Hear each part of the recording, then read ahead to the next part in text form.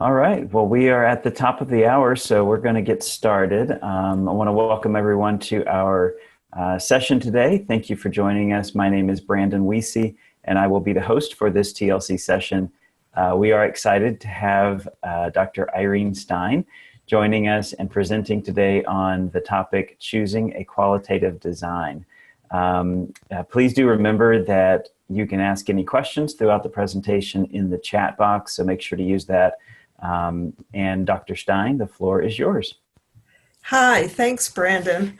I'm talking to a screen, but I'm imagining that you are the students that I've had in residences, because I've sort of given versions of this talk live to students. I did include on this front slide, I did include my email address. I'm in the process of moving from Rockies to Ashford, so you can do my rockies.edu or irenestein1 at ashford.edu. I tell my students I'm a coach, educator, and researcher, and I'm not sure what order that is right now.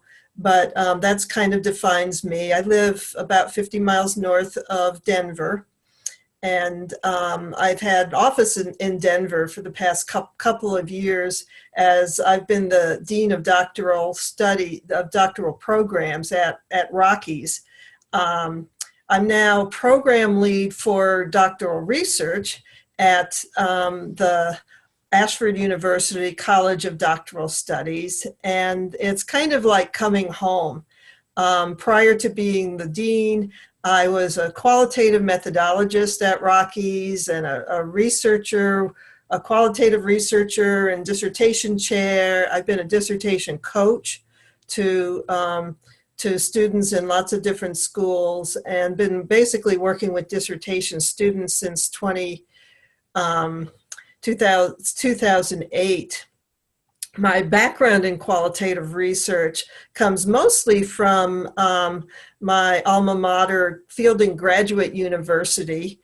I have a PhD in human and organizational systems there, and basically they had a lot of faculty who was very interested in various types of qualitative research, and I got a chance to sit down with people who were very close to the originators of some of these designs I'm going to talk about.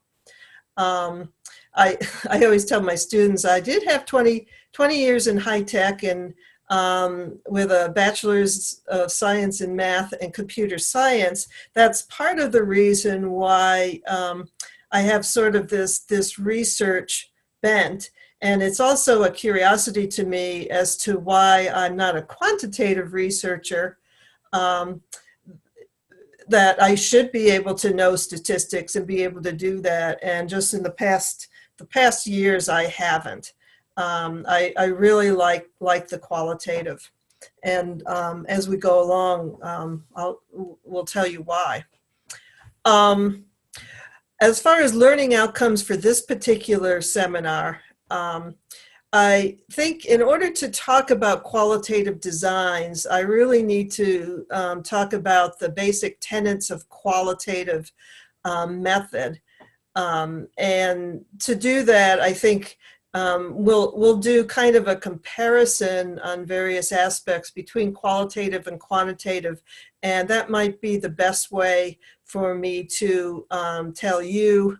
That's how I've done it with my students. Actually, it's a lot more interactive when I do it with students. But I'll go through some of the differences between qualitative and quantitative, and that way you can get really seeped in kind of what qualitative, the background of what qualitative is all about. And then I'll go into various designs that are part of the qualitative method. And for the purpose of this seminar and the way we've done it in Rockies is we call qualitative, quantitative, and mixed methods. And then under them, there are various designs. You know, there's quantitative designs, there's qualitative designs. I think you'll find that other textbooks might use different names, sometimes backwards from that, and sometimes the approaches, but that's the way that, that I'm talking about it here. The main purpose of this particular seminar, and this was a poster session that I did before, is to match research question wording with the design.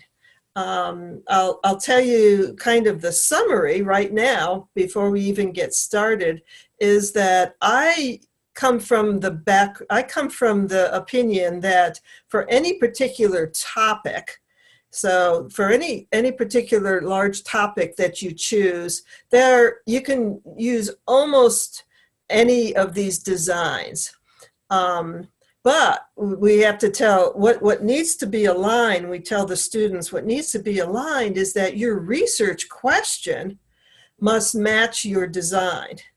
So you must, depending on which design you're using, you have sort of a different lens, you know, that you're looking at this particular topic with, and your question might needs to match your design and your research plan and all of that. So we'll spend most of the time talking about all of that.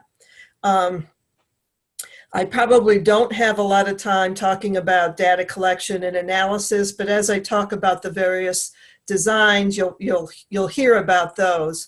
And this is not a session where I'm going to teach you how to do each of these designs, but we'll talk to you about the high level of what each of these are. So first of all, I've got two slides that talk about qualitative versus quantitative. On this first one, and this might be the most important, is that, you know, there's a continuum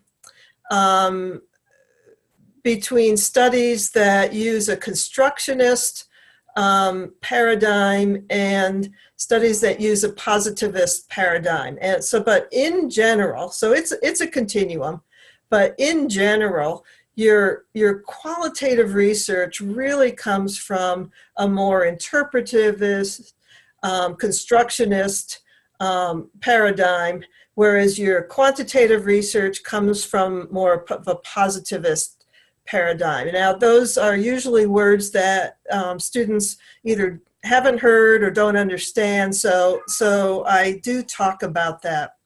I have my co-host, the cat, in the background, but she'll just talk. She'll just have her say. So one of the ways that I explain to students between the two, and I consider myself a social constructionist. A positivist is someone who kind of comes from a paradigm that there are things out there that we can find, measure, explore. A social constructionist sort of says, well, there might be things out there, but we can't know them except through our own eyes. So through our own eyes is, by definition, kind of an interpretive you know, everything's socially constructed by either ourselves, our society, or something like that. So for instance, if you take a tree, you know, and if you want to say, well, we can measure the circumference of a tree trunk. And someone who comes from a quantitative or positivist paradigm will say, okay, you know, here's a tape measure. It's a, you know, it's a flexible tape measure, and you can wrap it around the tree, and you can see that the tree trunk is, you know, 12 inches in circumference. And that works for an awful lot of things, and an awful lot of research questions can be answered that way. But if you come from a constructionist point of view, you can say, yes, but we're socially constructed, you know, that's how you get a circumference of a tree. So if I were a little ant who was on that tree and moving around, moving around the tree in a, you know, in a circumference, and I hit some bark and I go down and I come up and I go across and down and up and down and up, I'll probably find that I travel around the tree more than those 12 inches. And that's because I'm an ant. And this is how I define circumference around a tree. I'll explain to students that, you know, even the idea of a tree is a social construction. I personally have a bunch of really beautiful aspens in our yard, but I never planted any of the aspens. My neighbor planted aspens, and if you know anything about aspens, they've got a root system, and then out from that root system pops some other trees. So all of my trees and all my neighbors' trees are actually connected. They're one entity. But we've socially constructed the idea that, you know, if it has a trunk, that's a tree.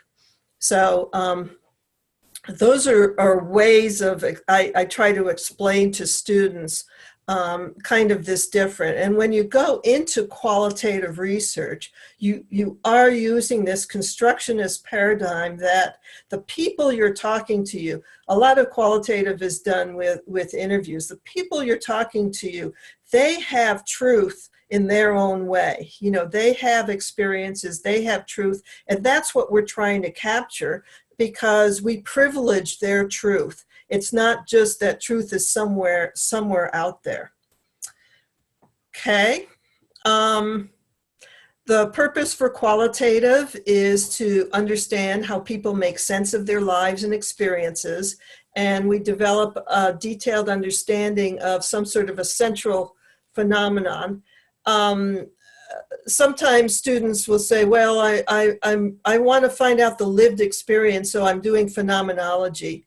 But in general, lived experience is qualitative. That's what we're finding. And on the quantitative part, we're doing more for measuring, counting, you know, quantifying, and in particular, a lot of quantitative studies are correlational. They'll explain the relationship among variables. So, and very useful, but different. Data in qualitative is usually words, textual data. Sometimes you can use pictures and stuff, but usually it's words, and as opposed to numerical data.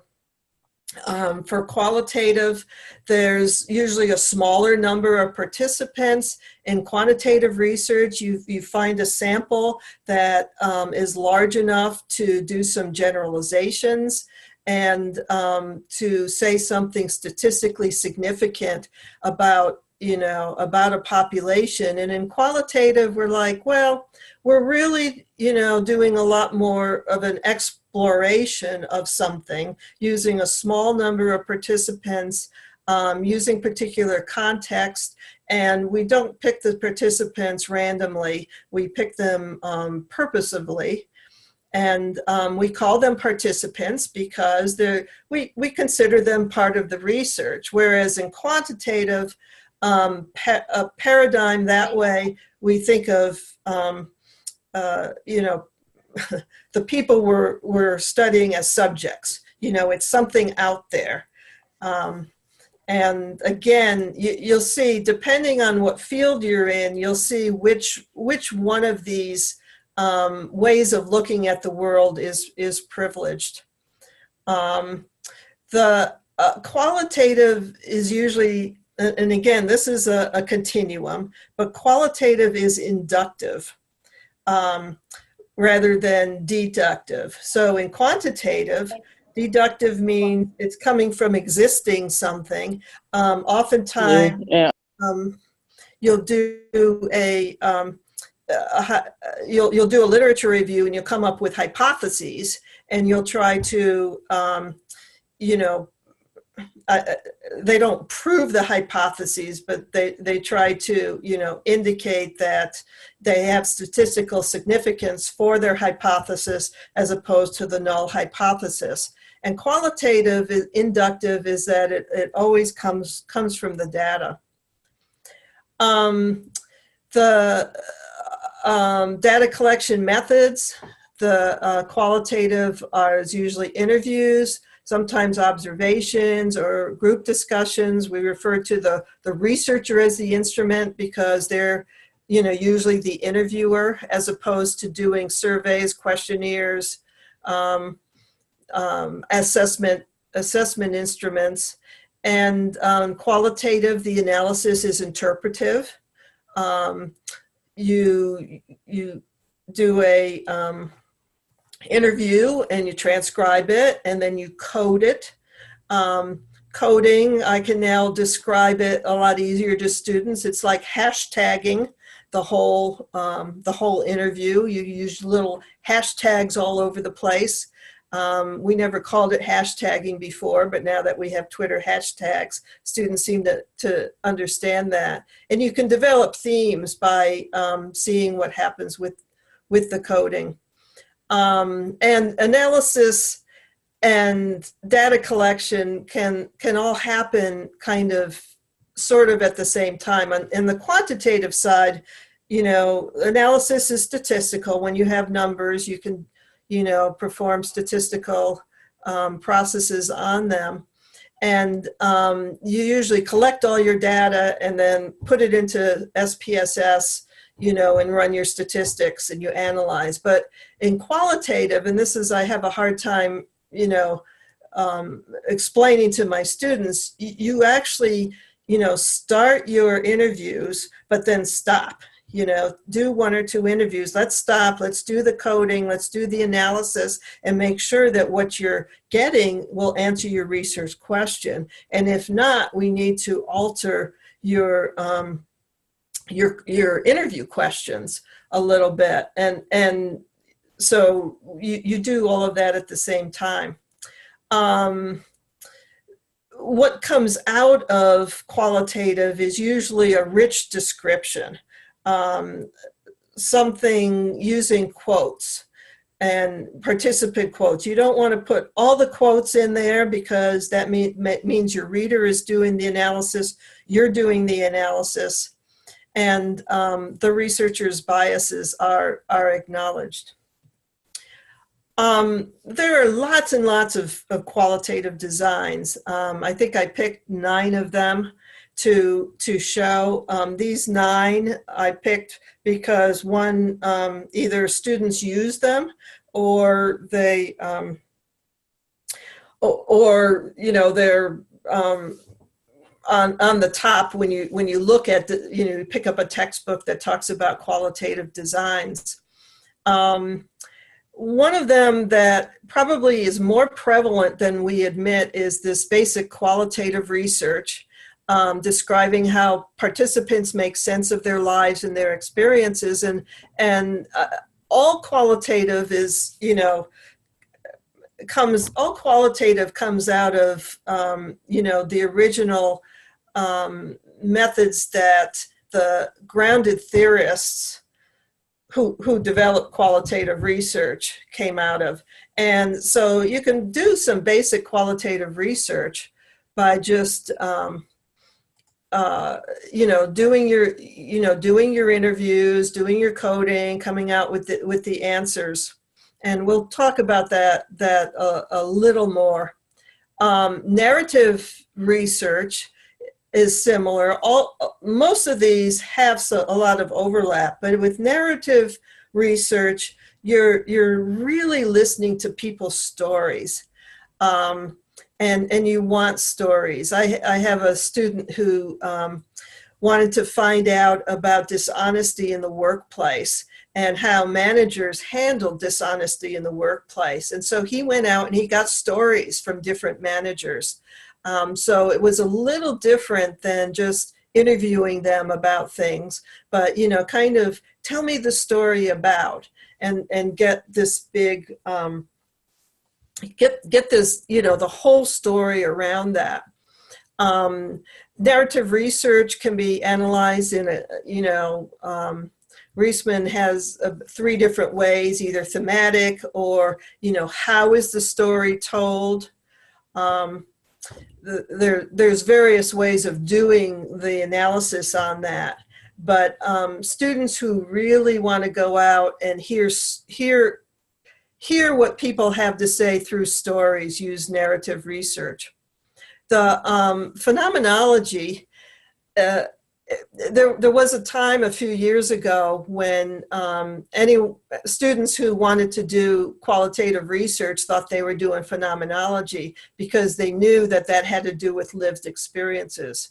But really, phenomenology is understanding the essence and the underlying structure to a lived experience. So for instance, childbirth, if you would talk in depth to not a lot of participants, because the interviews need to be very in depth and very detailed, of what is the essence of that experience, that human experience. The phenomenology came out of philosophy, where they said there is a common human experience that we can find, and that's where phenomenology came from. So finding the essence, and usually there's some sort of a structure to that, first this happens, and then that happens, and then that happens, sort of thing. I had a professor who taught phenomenology, and he was involved in a small earthquake up in Canada, and he did a phenomenological study with his students, and they were like, well, to understand the essence of that experience, first, we didn't believe it. We thought it was a dump truck. And then afterwards, we were very scared and we went under the desk and, on and on and on to, well, now whenever we hear a dump truck, we think it's an earthquake. And so you can kind of write this, in one page. By the time you're done, you can write in one page the essence of the experience. IPA, interpretive phenomenological analysis, is kind of an offshoot of phenomenology. Students who wanted to do phenomenology found there were no real good books telling them how to do that. There is a very accessible book by Smith and Flowers on IPA, and it's very much like phenomenology, but it focuses on the meanings people make out of a particular phenomenon.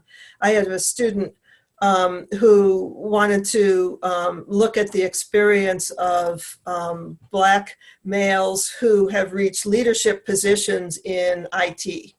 Well, that's been done. Looking at any diversity in leadership position has been done a lot, but by choosing IPA as his design and looking at the meaning, that he found that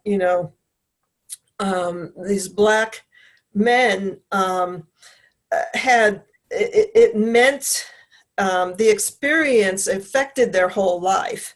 So they brought their own experience about being Black to the leadership, and then also about being a leadership back to their family, and seeing how they made meaning of that made that study very interesting.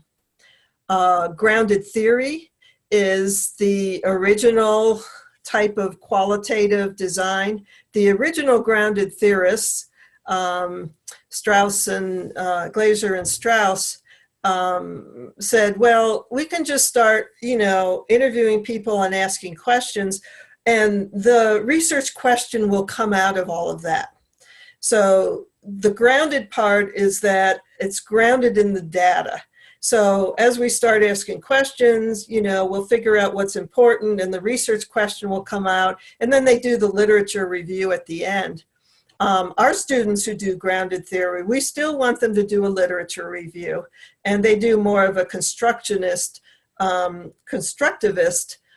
grounded theory from Sharma's.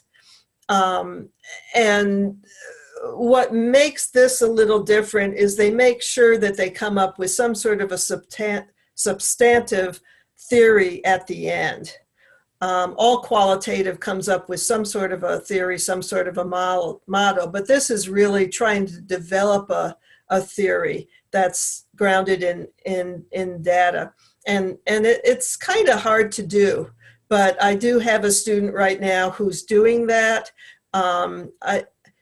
She did a literature review, she knows what she wants to get, but she's not exactly sure. I said, just start doing it, and we'll adjust things as we go along. Ethnography is, most of our students don't do that. It's interpreting a culture. So think anthropologists, think Margaret Mead, go in there. Case study is a lot like basic qualitative research. And in fact, when a student wants to do something that looks like qualitative research, I say, call it a case study. But most case studies involve multiple sources of data. Delphi technique or Delphi method, which is the same, which is really the same thing, came from a decision-making theory, and it's not necessarily qualitative. There's different rounds that go into it, but if you do a modified Delphi technique, you do interviews for the first round, and then anonymously all the questionnaires go out to all the participants, and they try to come to a consensus. Discourse analysis I added because that's my background. I come from a sociolinguistic background, and it's studying natural occurring language. So you're not doing interviews, but you're taking conversation that's already been taken. In my case, it was looking at coaches and coachees and looking at their talk back and forth. And I came up with a taxonomy of different hats that coaches wear. So I can see that we're near the bottom of the hour. I really did not expect to go through all these slides. But what you can see in the slides is that for each of these types of designs, there's a particular type of research question. And feel free to email me to get these slides. What I did want to show you was I came up with a series of questions on the topic of earthquake. And I'll just go through them. And if you're doing a phenomenological study, it would look like, what is the essence of the experience of being in an earthquake? And if you're doing a narrative study, we'll look at what stories do people tell of how they reacted to an earthquake? And you can go all the way through there, and I can show how different research questions and different lenses would be used for a particular design. I do want to have a plug there. We are planning on doing a research symposium for you or your students to submit research. And if you get my slide deck, I also have a series of resources here. And I'm going to stop right now. Brandon, what sort of questions are coming up? Thank you, Dr. Stein. So far, no questions have come through the chat, but that said, we do have a couple of minutes left. So if anyone has questions for Dr. Stein, please submit those into the chat box, and we'll get to them in the last couple of minutes that we have. As we wait for that, Dr. Stein, do you have any kind of final or concluding thoughts to share? Well, my concluding thoughts are, students often are scared of doing, statistics, so they don't want to do a quantitative study. So they end up doing a qualitative study, and it's a lot to tackle, but it's usually for students in the social sciences, which most of our doctoral students are, it's quite rewarding. And it'll change your life. to talk about people, to talk to people and get their take on something that's really interesting or really personal to you. And as you go through and read other student dissertations, remember that those are students, first of all, so they're not perfect, but it kind of gives you an idea of what sort of things can be done. And my final thought, is to always, make sure that you understand what your lens is in terms of your design, so that you can have a research question that fits that and then collect data for that. Wonderful. Well, just a couple of quick comments that came through. I'll read and then we'll draw it to a close. Irene said, fantastic presentation and a wealth of information. Thank you, Dr. Stein. Pamela says that she would like to have a copy of your slide deck. She says, my research methods class just had a unit on qualitative methods. I provided them with resources and examples and have told them that the research question determines which approach should be used. I like your example research questions for the different designs. And then one last question that came through from Irene is, what is your observation about the purpose of their obtaining a doctoral degree? For professional purpose, or do they want to teach? So